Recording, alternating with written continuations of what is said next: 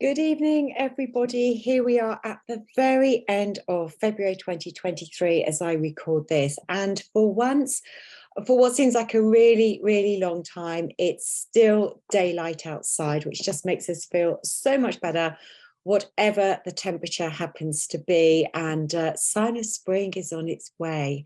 Well, tonight I wanted to talk a little bit about naturopathy. I am a naturopath as well as a nutritional therapist, and it forms a big part of my life. Now, last week I ran my first ladies naturopathic nutrition retreat, something I've been wanting to do for a really long time. And I'm so glad I took the time and effort to run the day. It was a huge success. And I am going to be repeating it in June 2023, depending on when you're watching this. So if you want to find out more, do get in touch with me via my website, my email, DM me, find out. It's going to be on the 14th of June. But one of the things I talked about, other than just general ways of how you can take good care of your health generally, was to introduce the day with the concept of naturopathy and what that actually means. And it's really informed my lifestyle. I trained as a nutritional therapist. I then continued my studies into naturopathy. So over the past 15 years through my studies and ongoing learning, it has really sort of fine-tuned how I live my life, how I incorporate things into my lifestyle to try and make sure my body stays in balance. I'm very aware of signs and symptoms and niggles in my own body and take the care and self-care to manage things, not just from a nutritional point of view. So what exactly is naturopathy? It's not that well understood in the UK. I do get some clients who approach me because they are particularly looking for a naturopath. But as I said, it's not so well known. It's very well known in Australia.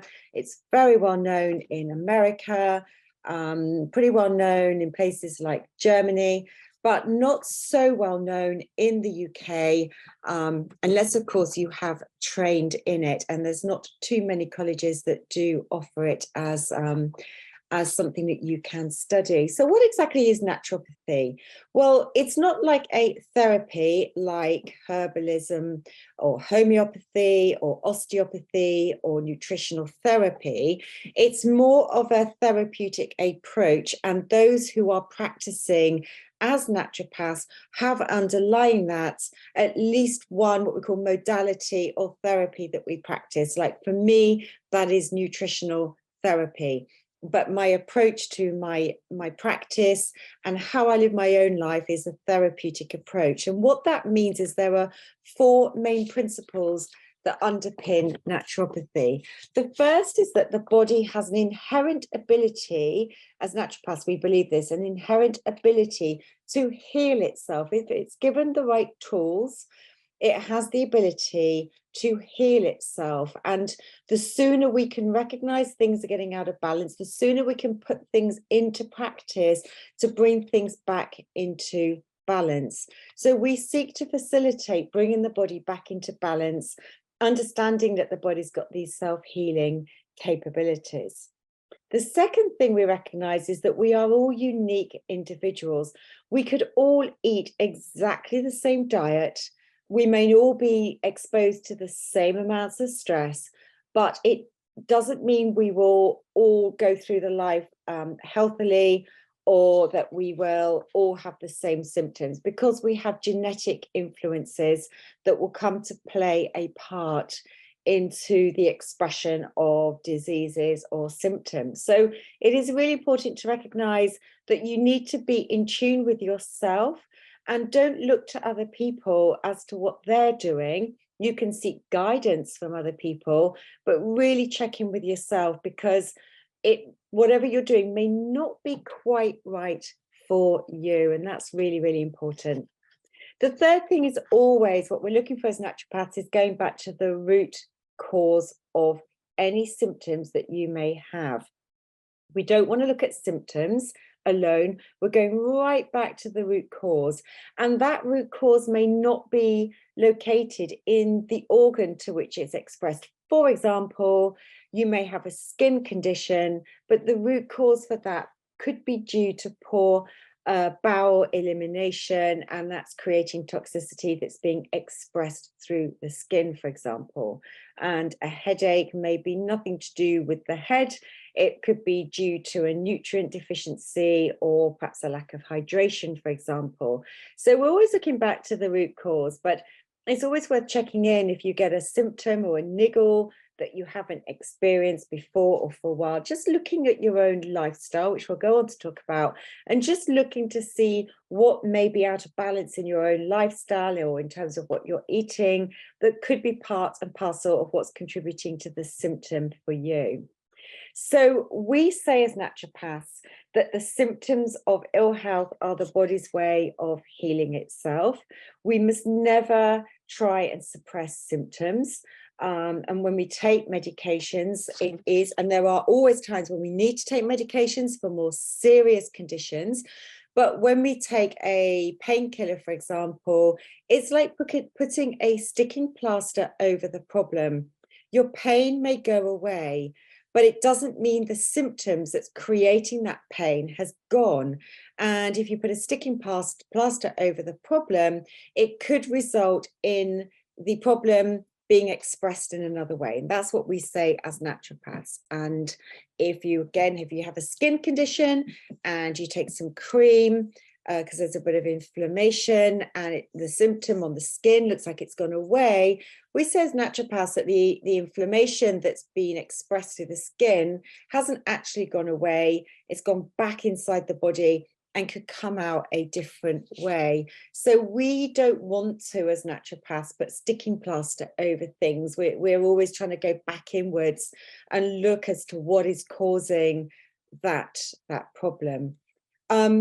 So in today's society, we accept this sort of general feeling of not being 100%. We accept fatigue and tiredness.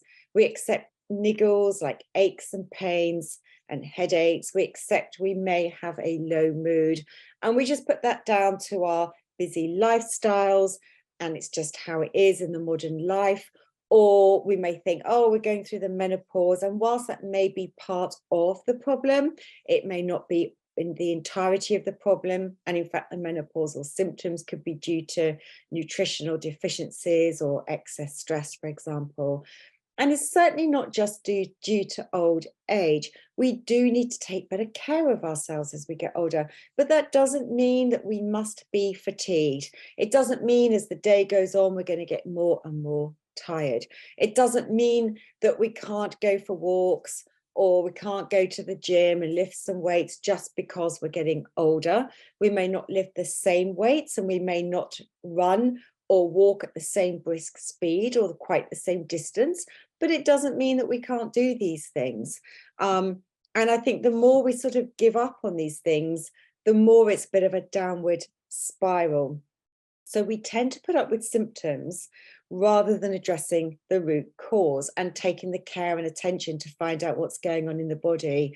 When I was Googling the cost of painkillers, I was particularly interested as to how much is spent on painkillers, because I know that most people take things like paracetamol as a matter of course. I don't touch them.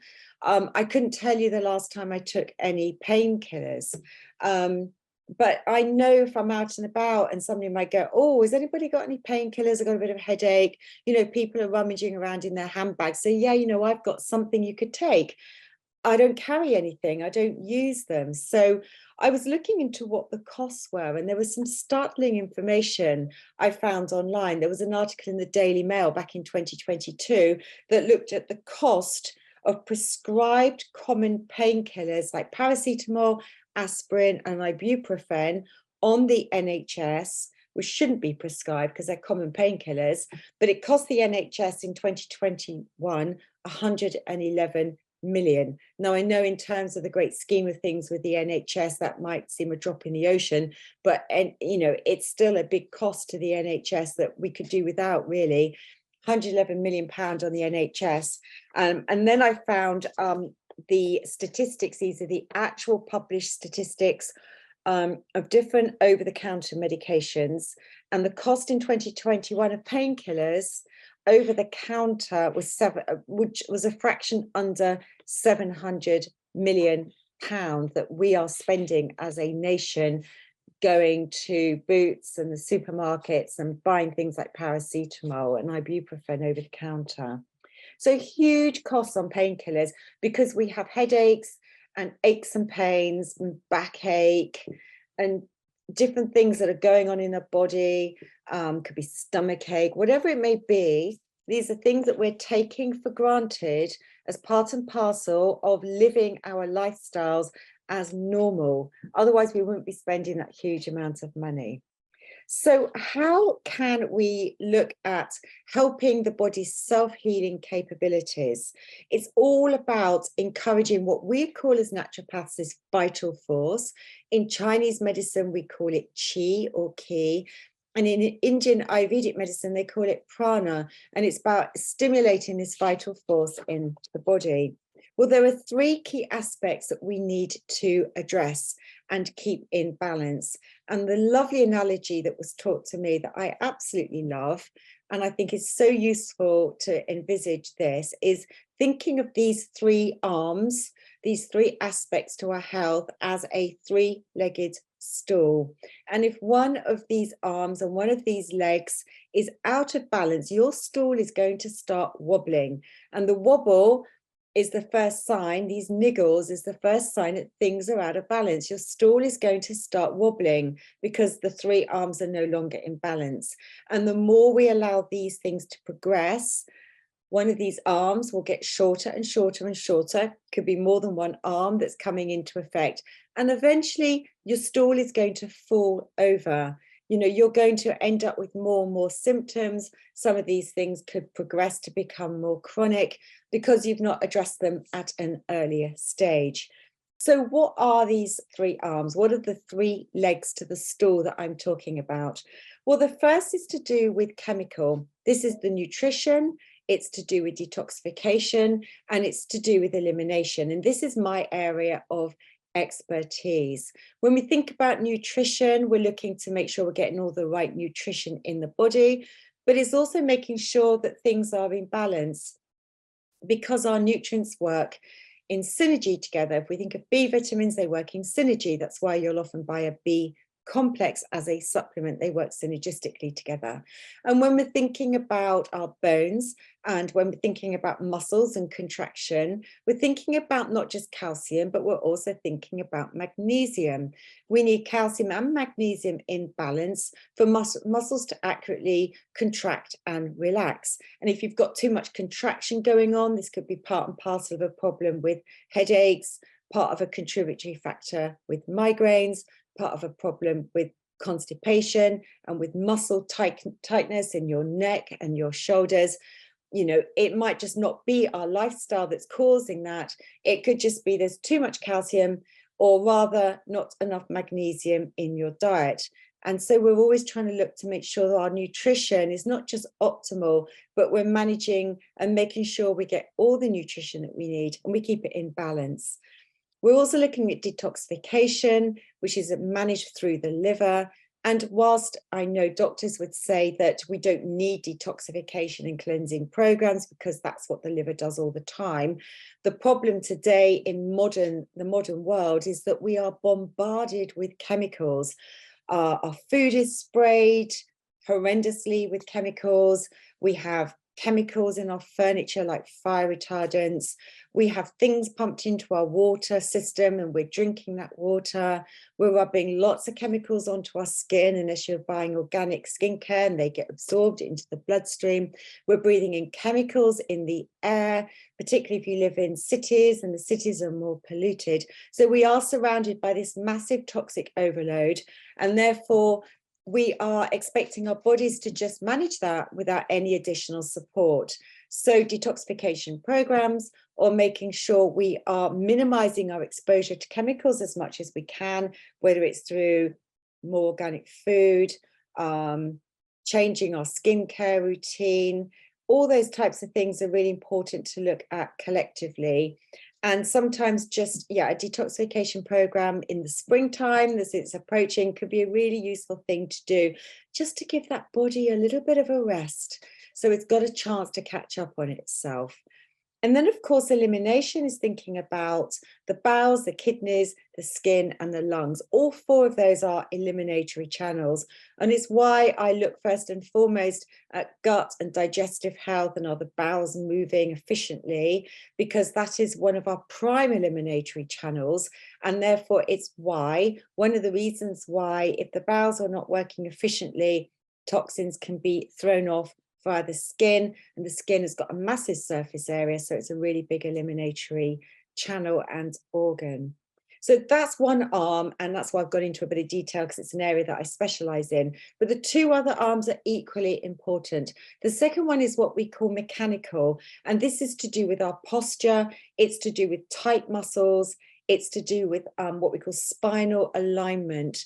If we think about the spine, and the nerves have to pass through the spine, if there was a slight misalignment, we call it, where our nerves can either be enhanced or impinged, those nerves are flowing to our organs to help the organs function properly. And therefore, if we don't take care of our posture, our spinal alignment, making sure everything is in alignment, our shoulders are relaxed, and we take care of that, then it also impinges on our overall health.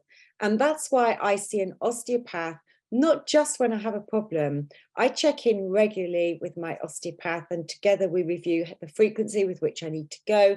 She makes sure that things seem to be in alignment, and structurally for me everything is looking good, and based on that she'll decide whether we need to meet in 2 months, 6 weeks, 4 weeks, whatever it may be, and we have that discussion, and I book my next appointment based on that.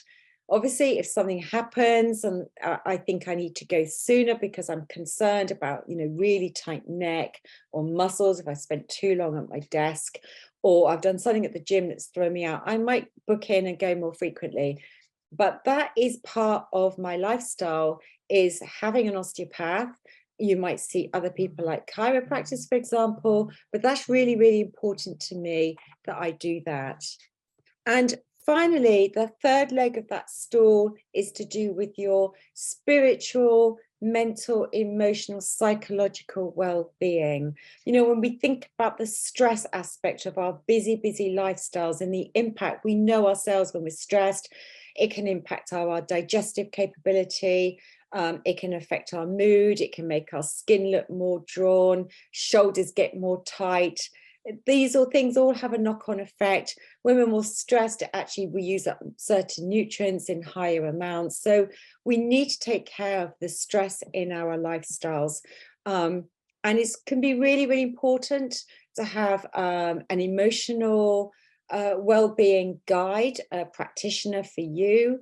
And there's many people out there. If there's trauma in your past, if there's a lot of stress going on from whatever means, don't ignore it, don't internalize it. We need to bring it to the surface, and we need to seek support at certain times. That's really important. But certainly in my own practice, I make sure that I do yoga, I make sure I do some meditation, I make sure I do some EFT, some deep breathing, a bit of journaling.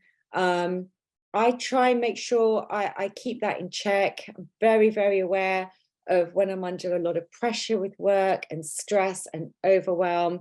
And I make sure I do incorporate some of these things into my life. They don't need to be very long. They could be just 10 minutes, but they're really, really important to my overall well-being. So I hope that's given you a bit of an insight to naturopathy, why it's important to look at all these aspects of your health and not just wait until things go a little bit pear-shaped. Don't accept niggles. When you get a niggle, that's a sign that one of these arms of your three-legged stool is out of balance. And you really need to think, what's been going on in your lifestyle? Is it the stress side of things? Have you not been eating well? These can all go together, of course. Have you been overdoing it at the gym and you've got tightness going on somewhere? Have you just been spending too long over a laptop and therefore getting really rounded shoulders? look at all these things and then try and see how you can make some adjustments and correction before things get out of hand and get worse. And your self-care is absolutely essential. I'm not saying you should come and see people like me, but obviously I'm an expert in nutrition and naturopathy. But if don't put off seeing structural experts like osteopaths, don't put off seeing emotional, spiritual well-being practitioners who can really guide you and get you back on track to keep you living your healthiest lifestyle that there is. So thank you for watching tonight. I hope you've really enjoyed that introduction to naturopathy. Love your feedback. If you're watching this on YouTube, please subscribe to my channel, because the more followers I get, the better it will be for me and to grow my following. And if you subscribe, you'll be made aware of when I post, but I post on my YouTube channel regularly. Thank you for watching, and I look forward to seeing you next week on Facebook if you're watching this in my Facebook group. I'll be back next Tuesday, the 7th of March, for my next installment. Any topics you want to know about, do let me know. I'm always looking for things that are of interest to you, but I hope you have a wonderful week. Take care.